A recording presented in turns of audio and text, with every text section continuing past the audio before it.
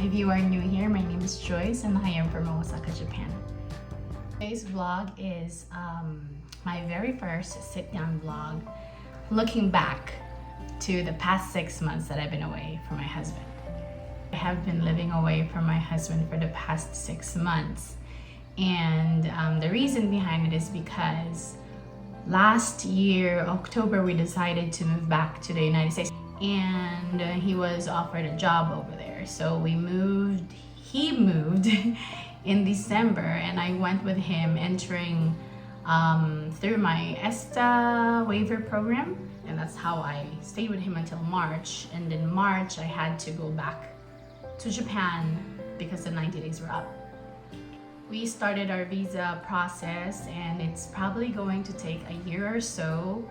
And with that being said, we are forced into a situation that we both don't like. After leaving the US in March, saying goodbye to my husband, I came back to Japan, and then I flew to the Philippines, and now I'm in Japan again, and I'm about to fly back to David, to my husband, next week. Got these questions listed up. I didn't really think of the answers through it, but I just thought of the questions that I'm going to answer. So this is gonna be a raw vlog. If you want to know more about me and about this journey that I'm in, please continue to watch, and if you want, you can also subscribe and like and comment. So the first question that I prepared is, why did you have to be away from your husband for 6 months? And I just answered that. So, and the second question is, how did this separation affected your emotional well-being? Well, to be quite honest, really bad. I've been with David for the past almost 12, 13 years, and we've been married for the past 9. We're gonna be married 10 years next year, and I've never been away from him that long. And because we don't have children, it's me and him. In Japanese, we call it nimin sankyaku. Yeah, I realized that I really need him for me to function well. I had separation anxiety, I was sad, my mental health declined, and the fact that I'm actually doing this to share my feelings is because I'm feeling better. And the only reason that I'm feeling better is because I am reuniting with him next week. So yeah, it took a toll on me because he's my comfort zone. I have my own work. I'm very, very invested in that. But then at the end of the day, you want somebody to just hug you and give you peace. And I think it's because we've been together for so long that I didn't realize it. My husband is my stress reliever. My husband is my peace. He is my home. And so the past 6 months was crazy. Yeah. The third question is, what did you discover about yourself while being away from him? The fact that I actually need him. Yeah, I don't need him to do things for me. I just need him to be there. But regarding me, what did I find out myself? I found out that I really love the Philippines. I discovered that I will always love the Philippines, and that family time is always great, and then that I am at peace with my family too. I think in the past 6 months that I was away from David, being in the Philippines helped me a lot with my mental health. How did you communicate through the 6 months? And was it hard? My husband and I think I am confident enough to say that we communicate quite well. It's nighttime, his time, when I wake up in the morning, so he wakes me up. And then it's vice versa, so I wake him up when I'm about to sleep, and we talk about what's going on. Actually, there was a little problem about it too. We had a little fight about it. I don't know if it's little, but we had a fight about it because he told me that I don't need to know the things that he's doing that's not very important. And so, yeah, I was able to go past that, and we're okay. We there's this application called Discord, and instead of going on FaceTime when he's on his computer and I'm on my computer, we would be on Discord, just watching each other do our own stuff, especially when I have work and he's got work. Number 5, I kind of like this one. Were there any new habits, routines, or activities that help you cope up with the separation? Yes, I actually do.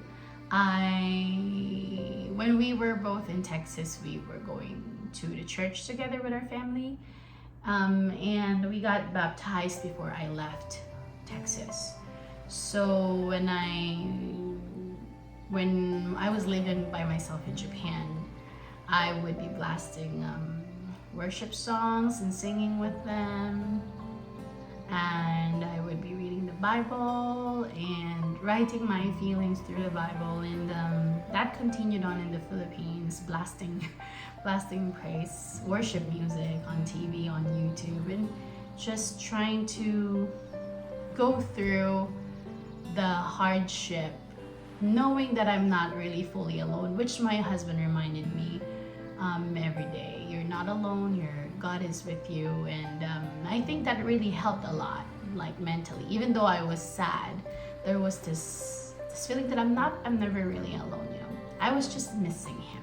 What were the biggest challenges or biggest challenge you faced being away, and how did you overcome them?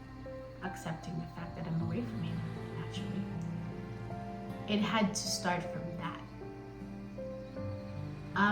Some of my close friends know this, but when I was still in our old apartment and I just came back from the US, I was sleeping in our bed by myself, you know, and that house is full of David. That's our house, that's our apartment. So I was sleeping and I woke up in the middle of the night. And I usually, you know, when you're sleeping with someone on the bed, you would try to feel them. It's like, are you there? And I didn't feel him. Duh, of course I didn't. He wasn't there. He was in the States, living on a different time zone. And it didn't click to me that he's not with me at that time, I think. And so I stood up, walked out of our bedroom, and was calling him. I was like, David? Where are you, David? And then a few steps away from our bedroom door, I realized, oh shoot, he's not here. And that sent me into a spiral of emotions in the middle of the night. And maybe it was because unconsciously I didn't really accept the fact that he's away, that I'm gonna be living away from him for a long time. But yeah, I think that was the first step. I had to accept that. I had to accept that I will be eating by myself most of the time, that I will be cooking for myself most of the time, that I can't be calling David, Bob, all the time.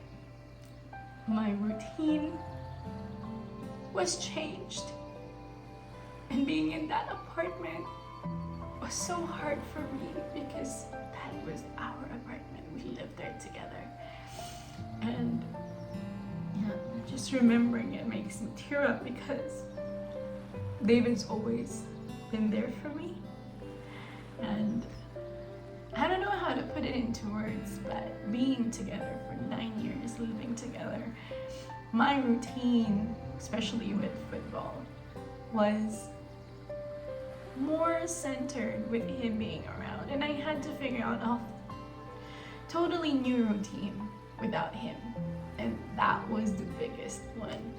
And to be honest with you, I never really figured out a routine without him. And this is gonna be the last question. Did this time apart from your partner give you a new perspective on your marriage? Yeah, I mean, the separation was not entirely voluntary. It was more forced. We both don't like it. And so our connection, our bond as husband and wife probably stronger than before. We were given the chance to have a feel on how life is without each other. The fact that we're not together probably helped us understand and see things through a different type of perspective. Yeah, that's the takeaway from this one. And it was a chance to grow. In many ways, he was still able to spoil me. He was able to love me, even though he's thousands of miles away. He's across the Pacific, and I love him dearly, and I realize how much he does for me. And I can only hope that I do the same for him, because it's a marriage. It can't be just the other way. It just can be the other side doing all the effort. We have to meet halfway to make it work. We have to communicate to make it work. We have to be honest and real and authentic to each other to make it work. And that goes for people who are living together. Be thankful that they're there. I know there are a lot of people here in Japan who, just like me, are in international marriages, and some of them Americans, and that acquiring a visa to live legally in the United States takes a long time. As long as you do it properly, in a year or so, you're gonna be fine. All we need to do is hang on in there. The reason mostly why I'm leaving this vlog is because I want to remember how I felt about this forced separation. Thank you, the immigration of the United States of America. But yeah, that's all for today, and this is quite fun. I've never really done a sit-down vlog before. See you, and I will see you on my next vlog, which is gonna be a fun vlog, and I can't wait for it as well. See you, and thank you. Bye!